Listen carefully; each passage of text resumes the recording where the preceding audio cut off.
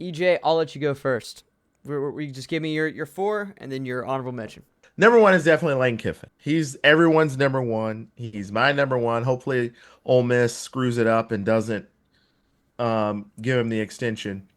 But why is Lane Kiffin number one? He's an offensive mastermind.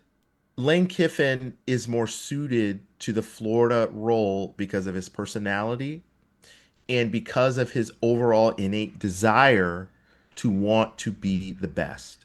A lot of people that are coming out and saying, well, he wants to stay at Ole Miss. Why would he leave Ole Miss to go to Florida? He can, they'll name the Oxford after Kiffin if he wants to. That I agree. But the reality is, does he want to just coast, or is this an individual who wants change and challenge? And Lane Kiffin has always come across as somebody who likes change and who wants a challenge. And he wants to be known as somebody who is great. Now, I'm not saying that he can't achieve that at Ole Miss, but going to Florida is something different. And when you're a high performer, you're always looking for something different. And Florida to me is probably like that perfect school for a guy like Lane Kiffin where he can come in. He's not as devoted to recruiting as he is to the portal, but Florida, I don't think we've had lower than a top 15 recruiting class, even with the last six coaches that we've had. So he can probably get a top 10 class by default, c- couple that with transfer portal, he would be very successful at Florida. So he's my number one. My number two is a guy that I think we just throw the bag and just see what the heck happens, and that's Marcus Freeman at Notre Dame. Now, a lot of people say, well, you can't get Marcus Freeman. He'll never leave Notre Dame. Maybe that's true. Maybe that's true. Maybe he'll never leave Notre Dame. But the guy was in the national championship last year. He will undoubtedly have top three recruiting classes if he came to Florida. I personally like his offensive style, power football. Now he does. His philosophy on the quarterback position is to just get the top whoever the top quarterback in the portal is. You know, you got Sam Hartman, he got the guy from Duke. Um, but his quarterbacks typically play very well, and he's a defensive minded guy. So I think if he gets a offensive coordinator and maintains his defensive prowess, I think Marcus Freeman would be an exceptional coach. But you know, he's a guy that's a sort of a pipe dream type hire. Throw the bag at him, see if he'll want to come. Who knows? Maybe he will. My number three, Rhett Lashley, the coach at SMU. Now, here's the deal. People, you can't have him. He doesn't want to come here. Listen, the guy had two ball boys and a laptop and was 11-1 last year. Okay? Because you know why? He's embraced offense. He's young. He's energetic. He understands modern college football. And I think this guy could really develop an offense that will mirror the fun and gun and the type of offensive style that Gator fans want to see. All right. So that's my number three. Now, my number four is going to be very controversial because a lot of people are going to say, you can't have him. He's a loser. And that's James Franklin at Penn State. People are going to say they don't want James Franklin because he doesn't win the big games. He loses to Ohio State every year. Okay, people, I just showed you the top 10 coaches in the nation.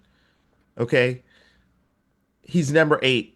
He's won 68.7% of his games as a head coach. Okay, if he came to Florida, I honestly think he would jump recruiting into the top five. So by default, we're more talented than the teams that we got to go out there and play. So by default, he doesn't even really need to be that much better of a coach.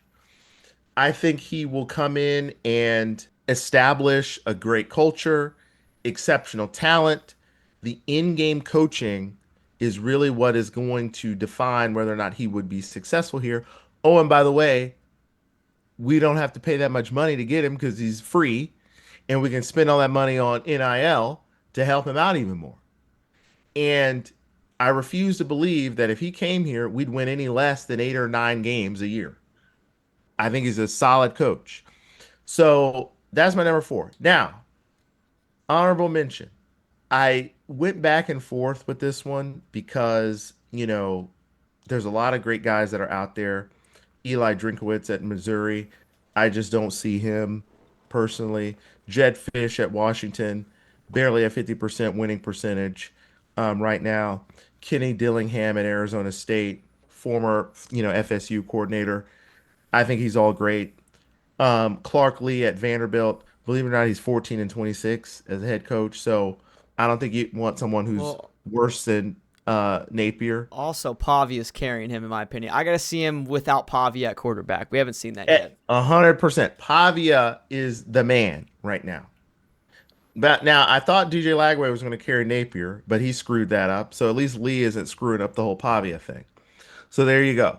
Now I'm going to go with Jeff Brom at Louisville as my honorable mention. Now he's a 60% win percentage. He's been a head coach for 10 years. I just saw that game against Miami. The guy's cool, calm, collected.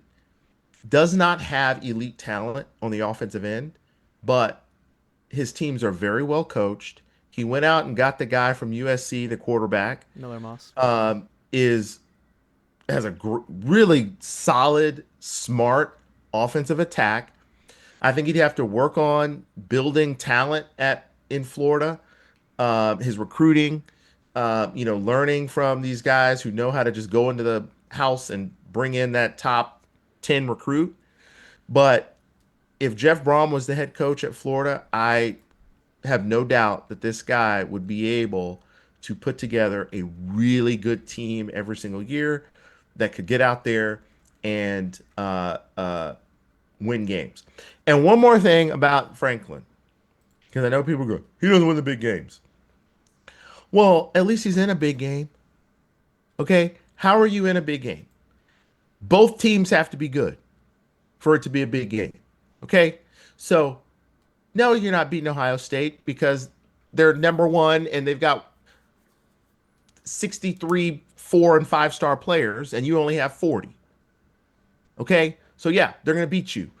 But if you get it to where you can make that a little bit even, and then you go out there and lose. And the other thing, Drew Aller.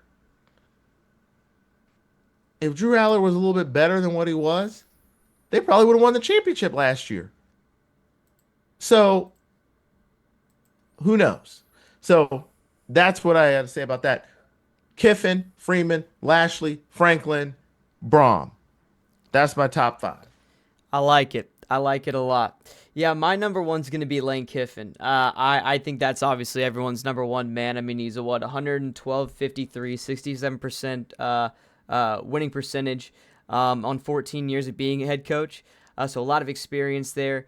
Out of those 14 years, he has 6 10-win seasons with not becoming bowl eligible only 3 times, with one of those being like the 2 and 3 year at USC when they fired him. So just a guy who's very, very consistent. Averages the 17th best offense every single year at Ole Miss, not counting the 2025 season going on right now.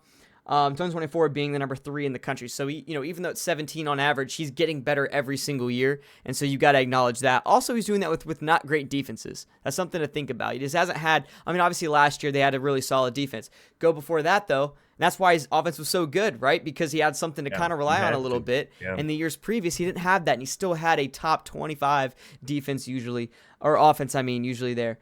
So a guy who kind of has a card stacked against him is still getting stuff done.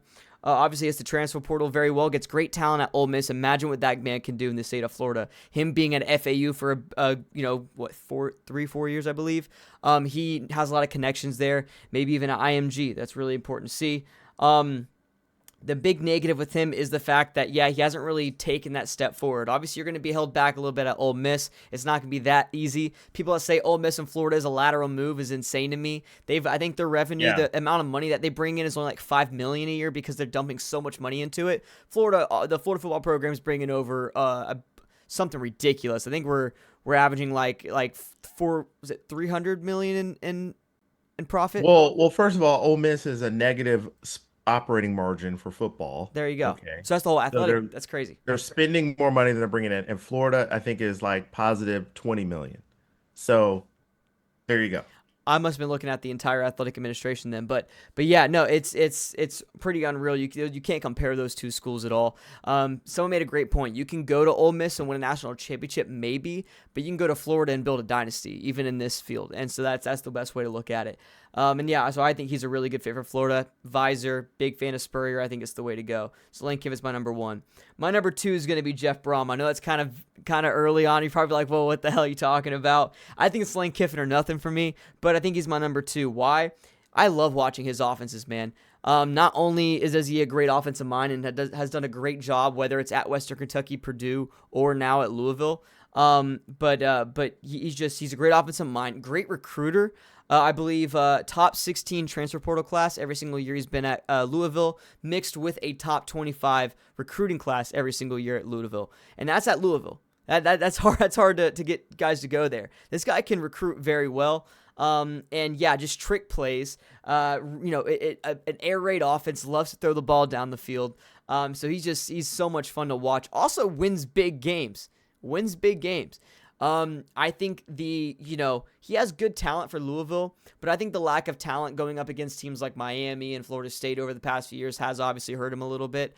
But he wins these big games and has upsets. Obviously, very recently had a really big upset. So this is a guy who isn't scared of being on the big stage. Now, the question is, can he do that week to week in the SEC, right? We don't really know that. A big thing that you're relying on with James Franklin is the fact that he did that at Vanderbilt, right? So that's the problem with Jeff Brown, is he hasn't proven that at the SEC level. But man, do I love him. I think he has a big upside. He can be average with the Florida Gators for sure. But man, I just love him. I didn't put Marcus Freeman in there. I don't think Marcus Freeman is going to come from Notre Dame, honestly. I think he's going to say no, but I do respect that choice. I think he would be probably my number 3.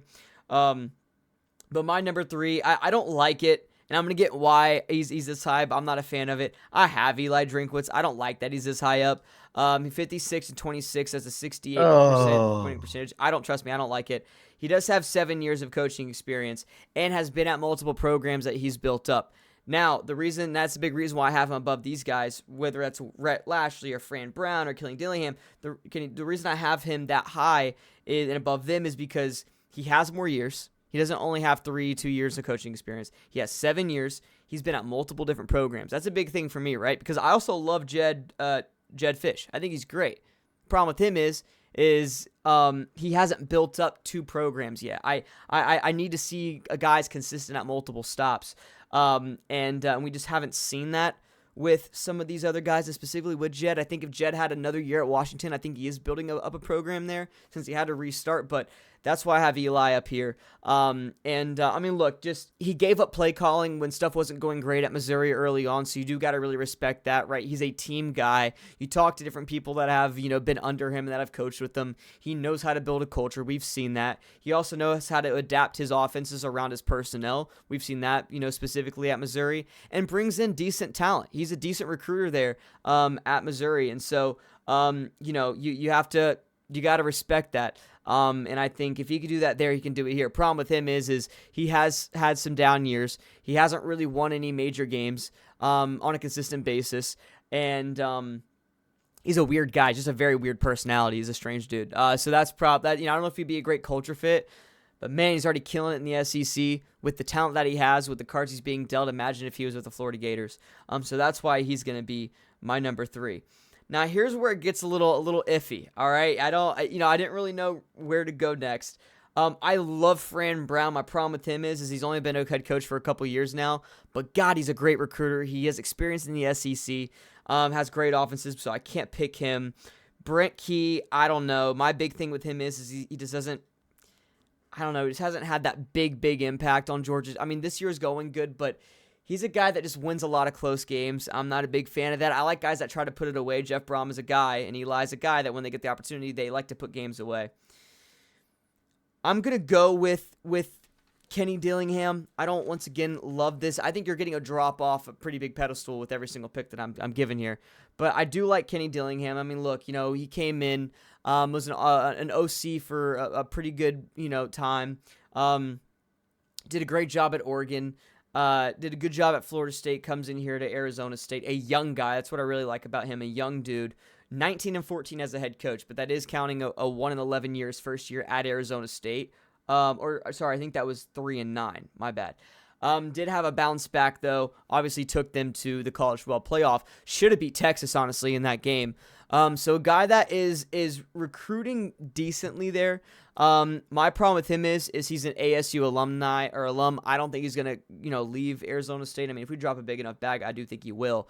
But I think he's a good offensive mind, a guy that has done a really good job, adapting his scheme around his personnel. There's been years where he's thrown the ball a lot. There's been years when he's run the ball a lot with guys like Scadaboo, right? Had a great offense at Oregon as well. So, a guy that has done a really good job early on, a young guy with a lot of fire, and a guy that has been in the state of Florida. So that's another a big thing there. Honorable mentions where it gets a little iffy, okay? Because I really like Rhett Lashley because even though he hasn't had too many years at the head coaching helm, one thing that I do like about him is he has the most offensive coordinating experience out of any of these other guys that I like. And so he's been an offensive coordinator for like 12 years or like 10 years before going to SMU. So he's a big one. I'm also looking at Jedd Fisch. What I love about Jedd Fisch is the fact that he's a big offensive guy, has built up 2 programs, built up Arizona really well. I think he's the guy that had the 1 in 11 years first year. Bounced back, dominated that 1 year with Arizona, then goes to Washington. Went to a Washington team that there was no one there, right? It was like a skeleton that Kalen DeBoer left behind. Brought everyone with them and all the players with them, and players went to the NFL. And he's done a pretty good job rebuilding that program up. They have a couple of big tests here, coming up these next few weeks. But I mean, and what I love about him too is the fact that he coached under Spurrier for a little bit and has a good relationship there, and is once again a Florida Gator at heart. Loves to throw the ball down the field. I feel like out of Rhett Lashley and Jedd Fisch, you have to go with Rhett Lashley. I feel like he's just proved a little bit more. Even though I feel like Jedd Fisch is doing a really good job, Rhett Lashley's just had some better offenses as well, more consistency with his offenses. So I'm going to go with Rhett Lashley, a guy that's had a lot of offensive coordinating experience, has done a great job every single place he's been, has obviously done a great job with SMU, even with talent leaving, talent coming, going in and out, has done a really good job keeping that group together. So yeah, Rhett Lashley is definitely going to be my honorable mention there. So that's going to be my list. Like I said, Lane Kiffin, Jeff Brom, Eli Drinkwitz, Kenny Dillingham, and Rhett Lashley. Jedd Fisch is up there a little bit too. There's some other great guys you can get, some great coordinators you can get, but I think the Gators are really tired of having to, go for these guys that might work, might not work. They want to go for these splash hires. I think for me, it's Lane Kiffin, nothing, but I would not mind Jeff Brom. I think he would be a really fun offense to see in Gainesville. After that, a big drop for the Gators. So that's my list. That's going to be EJ's list. You guys let us know who you want as the head coach of the Florida Gators, man. We're not going to know for a while, but man, it's going to be fun to speculate leading up to the end of the season. So, will be fun. Will be fun. All right. I like your list. I like your list. Yes, sir. No James Fry. I don't listen. He's done well in the SEC. I just feel like all the talent that he had at Penn State still couldn't get it done. He has 2 of the best coordinators in the country. He still can't get it done. I don't know. That's why I'm not a big James Franklin guy personally, but I do understand your point for sure. He's a safe option. I think James Franklin will be a major head coach at some program next year. I'm probably gonna say Florida State if they decide to get rid of Norvell, because after you pay $100 million to get rid of Norvell, you don't want to pay another $50 million to get a new coach. And I think if Franklin went to Florida State, they would be immediately materially better, this overnight. And if we're gonna have to play against them, maybe it'll come true where he doesn't win any big games and we're able to beat them. But I just think when you get tagged as, you can't win these big games, no one can win the big games until you actually do. So there you go. And also, I will say this. Y'all remember like 3 years ago, like Matt Campbell was always on the list for, oh, Matt Campbell, he's all, because who's at Iowa State. They were doing pretty good. Stoops at Kentucky, the same thing. Ugh. Here's the thing. Stoops was like a done deal like 2 year last year to Texas A&M, remember? And then like he pulled out. Now, why did he pull out? And I'm connecting this to Lane Kiffin. He pulled out because he thought to himself, you know what? If I go to Texas A&M, there's actually pressure that I'd have to win games. And yeah, they're going to pay me a lot more money, but it's not about the money. It's about wellness and work-life balance. Okay. Now, you overstay your welcome because at the end of the day, if you suck now in your head coaching job, Kentucky fans are not going to put up with that. And you could have left and made a significant amount of money. And then if they fired you, guess what? You get $50 million. Matt Campbell, the same thing. He's past his prime. No one wants him anymore. So I say that to say all these coaches, like Lane Kiffin, who's our number one, people say he wants to stay. He doesn't want to stay at Ole Miss and just be an 8-9 win person every year. He wants to be known as the best of the best. So that's why I think we got a chance to get him. Let's see if they pull off a extension with him. Um, I doubt it because Jimmy Sexton is involved, and Jimmy Sexton's going to do what his client wants, and he's going to protect Lane Kiffin from that standpoint. So there you go. All right, let's see what the Gators do. I have a feeling that we're not going to get Lane, though. I feel like he's going to ask for way too much, but we will definitely see.